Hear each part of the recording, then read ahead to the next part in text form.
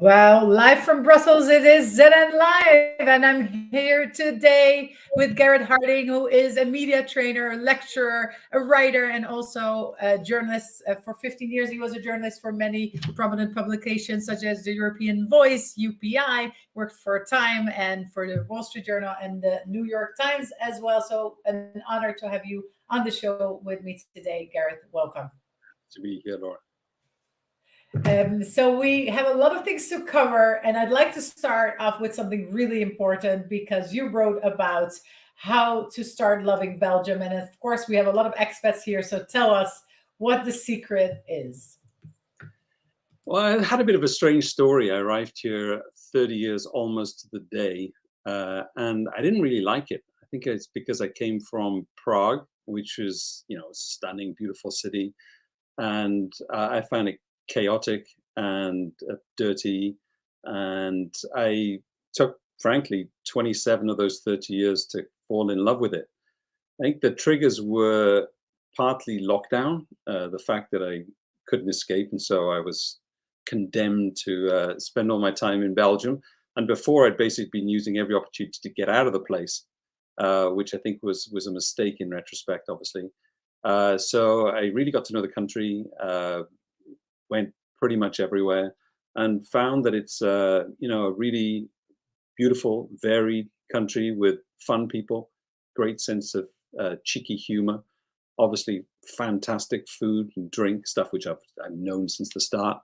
But I think I just began to understand a little bit more about the culture and the people and the place. And yeah, happy to say that it's now my home. I'm Belgian, one of those Brexit refugees as well, which also, I guess, played a part in that decision.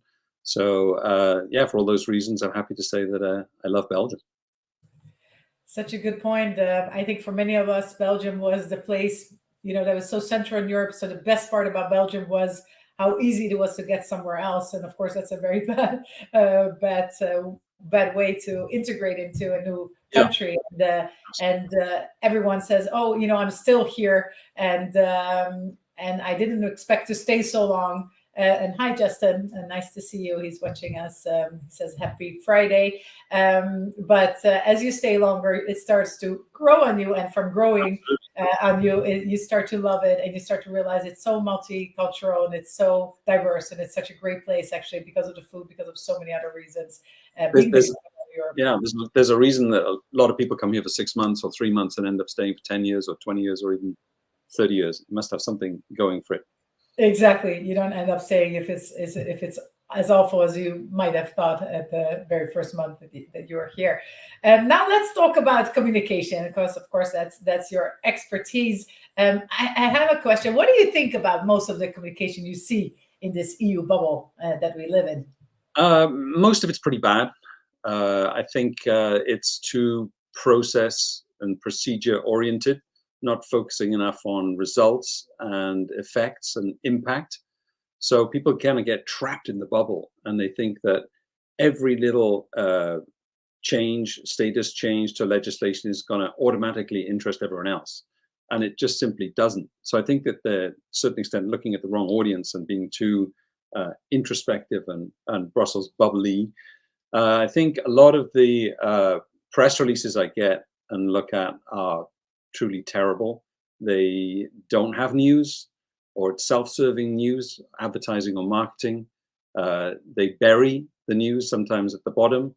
The quotes are, quite frankly, unquotable, because they look like they've been automatically written by a machine, and they sound technocratic, and there's not enough life and passion and opinion in them. So I think a lot of it is pretty bad. I mean, maybe because a lot of people working in the bubble are sort of lawyers and economists, not naturally the best and most succinct and clear communicators. I think, though, that it has improved. Certainly what I've seen from the institutions has got a lot better in the last 10, 15 years. It's got more direct, more opinionated, more emotional at times. It's not always a good thing, but can be, especially when you're doing video. I still think some of the social media I read, especially on Twitter, is too stuffed with jargon and process and procedure, and doesn't look enough at the big picture. But it's definitely got better, and I think the people who are doing it definitely much more professional than they were. What makes a good quote? Well, it's a good quote. An opinion, I think. Too often you find facts in quotes. That should be in the body of a text. A bit of color. Sometimes even a metaphor. So basically, it's a heightened form of rhetorical language containing contrast and repetition. Like, don't ask what you can do for your country, ask what, that sort of stuff. Don't ask what your country can do for you, ask what you can do for your country. It's like contrast, repetition, color, opinions, basically makes a good quote.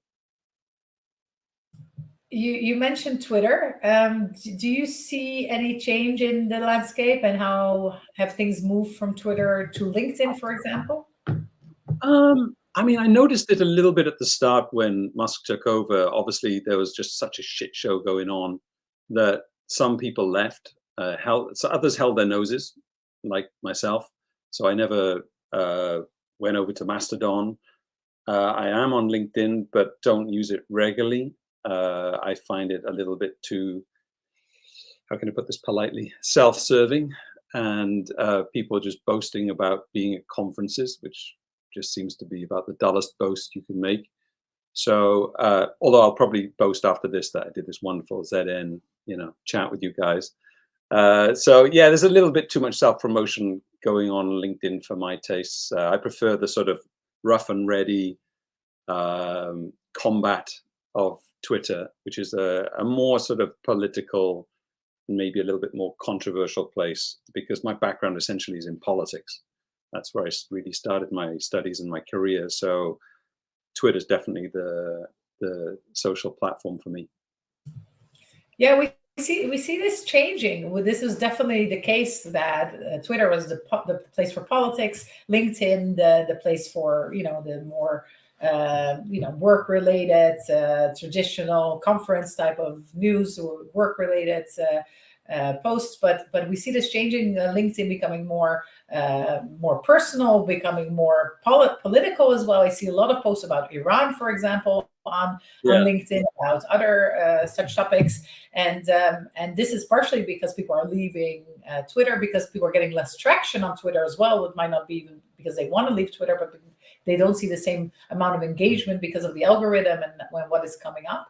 But there's quite a lot of changes currently happening on Twitter. So you're right, and I definitely see a more civilized debate on LinkedIn. There's not so much of the name calling, and after 3 rounds, people are starting to call each other Nazis, and there's a little bit more respectful, a bit more professional and businesslike on LinkedIn, which is probably why I don't like it so much, because I like the rough and tumble of politics. And you like the rough and tough. Yeah. Just saying, wordplay is always fun and breaks the robotic exchanges we often see on social media. And I think he might have been referring to your quotes. The comments you wrote about quotes. Yeah, absolutely. Yeah. So talking about LinkedIn and talking about communication, do you have any tips for communicators who want to build their brand here in this ecosystem? Well, I've been a freelancer for 23 years, so I know a few things, I suppose, about freelancing in general. I'm happy to talk about that. As a freelancer, I do think you need to focus a little bit on your brand, and obviously as the owner and manager of a company which does meeting communication training, I think about the brand a fair bit. I do think that with small companies, it's more about the person or the people working there rather than the actual brand. And that certainly on social media, it pays to communicate as a person, not an organization. So a few tips, I suppose, were pretty obvious, but be active on social media, be active, get out from your screen, and go to drinks and think tank events and conferences. Although I try to avoid most of them. So yeah, and I think just the human relationships cannot be exaggerated enough. Most times you get business because people know and respect you, or simply because they like you. So yeah, get out as much as possible, I think. So in terms of building your brand online, are there specific things that one should avoid or should do? Online, I'm not really, wouldn't say an online expert. I think that's your domain. I'm sure you have much better tips than I do. I obviously don't think you want to start calling people Nazis. That's probably not a great idea online. Other than that, I think, Or offline for that matter. focus on a couple of platforms. I don't think you can spread yourself too thin, either individually or organizationally. So I've chosen Twitter. I'm sort of on LinkedIn, on Facebook for friendships, but I don't do Instagram and TikTok. I just haven't got the bandwidth, haven't got the interest, and I already spend enough time on social media. I really keep thinking of that. The last thing I think any of us will regret when we're dying is I should have spent more time on Twitter or LinkedIn or Instagram. Yes, that's true. At the same time, of course, there are also individuals who are so good at what they do, but they have no social presence or have no presence online, and that really limits it in this day and age your your visibility to the outside world for your next job. People who only create a LinkedIn profile or update their LinkedIn profile when they're looking for a new job, that's just too late, and Sure. that can really hurt your chances of getting a better job, for example, or a different job. I want to talk a little bit about jargon. I know you write about these things. What is your favorite EU bubble word, and what are the words that you think we should absolutely avoid going forward? God, how long have you got? Well, I did. All the time. I love this subject. Go on, tell me. I mean, it depends on what type of jargon you mean. I see there's many different types of jargon. There's technical jargon, which isn't unique to the EU at all. I mean, Council of the EU, European Council, Council of Europe, all those sort of pieces of jargon, directives, white papers, green papers, fonctionnaires, stagiaires. This is all, if you want, EU jargon. But everyone has jargon, and there's nothing wrong with jargon per se. If I'm talking about rugby in the pub, which I will be tomorrow afternoon when I'm watching, the Six Nations, I'll be using jargon, speaking to my mates when I talk about Gary Owens and up and unders and centres passing out to wings and scrums and mauls and rucks. That's all essentially rugby jargon, okay? So it's fine for people to use jargon, but within their small bubble, as soon as you get outside that, then it's incredibly off-putting and a massive obstacle to clear communication and messaging. So that's one type of jargon, which is actually easily avoidable. All you have to do is draw up what I call a jargon buster. You stick the jargon word on one side of the column. On the other column, you put your shortest, clearest, most accurate one clause definition. So if you're talking about, never talk about European Council because no one knows what it is. You just talk about EU heads of state and government. So translating jargon is important, technical jargon. But for me, there's an even more insidious type of jargon, which I'll call bureaucratic bullshit jargon, or it's often also sort of businessy bullshit jargon. And this is really infecting the language of politics and policy. And so you can see everyone in this town using words like deliverables and stakeholders and synergy and horizontal and vertical, this and that. And I find that just really ugly and off-putting. So I wrote actually on our site 22 words which I really hate, 22 jargon words, and it contains some of those. And then euphemisms, finally, like hierarchical superior or remunerated employment and human capital and so on, let alone abbreviations like COREPER and EBA and ESA and so on, which people find confusing. Finally, I would say it's not really jargon, but there are kind of vague, meaningless technocratic words, which I think because they've become overused, have just completely lost any sense. So things like strategic, sustainable, smart, even inclusive. So I think, just a little bit more precision about the words we use would go a long way in the Brussels bubble. Love that, but you haven't told me what one word that you really love, because it's so I don't think you can. popular. I don't think you can love a jargon word, can you? Oh, I do. I think many of them are great. Which one's your favorite then? A favorite jargon word? I've never been asked that before. Yeah. I like plucks or plux. Plucks. Right. Okay. Yeah. And I don't know if it's jargon per se, but it's only used here, right? It's maybe deliverables. I like a friend of mine said that the only thing that should, the only way you should use deliverable is if it's delivered by UPS. It just sounds like someone's, I like all of them. I think they're really fun. But Phil is also asking about that specifically. He's watching, apparently. He's in Tel Aviv at the moment. Hi, Phil. Thank you for watching. So maybe now would be a good time to go to our recommendations of this week.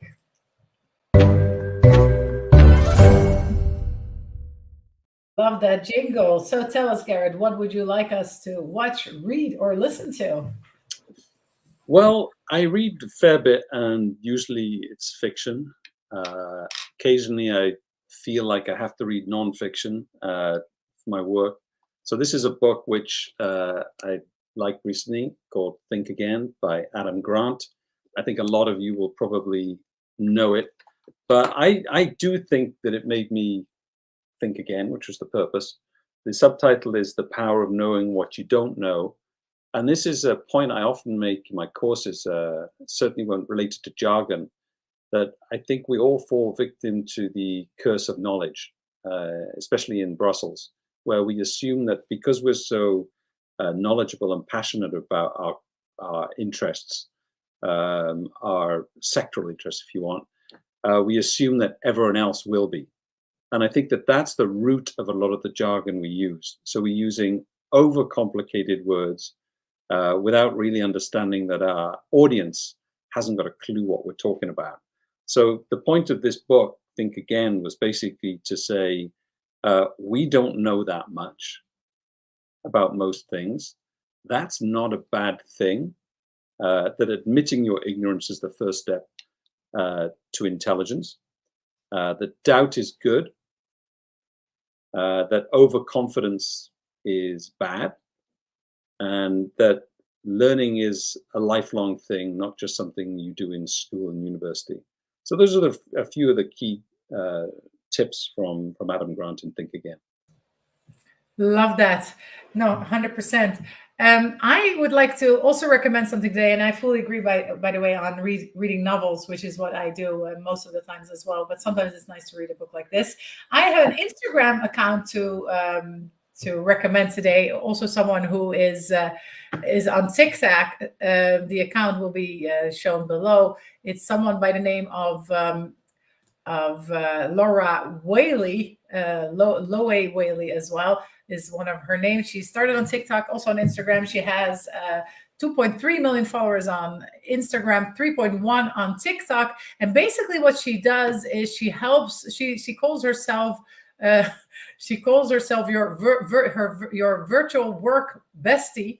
And what she does is she gives you tips on how to get through your work life. So, for example, you have these colleagues who are always putting their noses where they don't belong, and you can't just tell them, "Hey, you know what? This is my job. Just get lost." So she shows you on how to phrase that politely, and she has all these examples on how to better phrase things so that you have a better work life. And it's of course hilarious and also actually really useful, especially for a Dutch person like myself who tends to say things more directly. So a very useful, very helpful account that will make you laugh, and it also makes you really recognize what happens when you are part of an office or a virtual office like we are most of the time. So something to follow.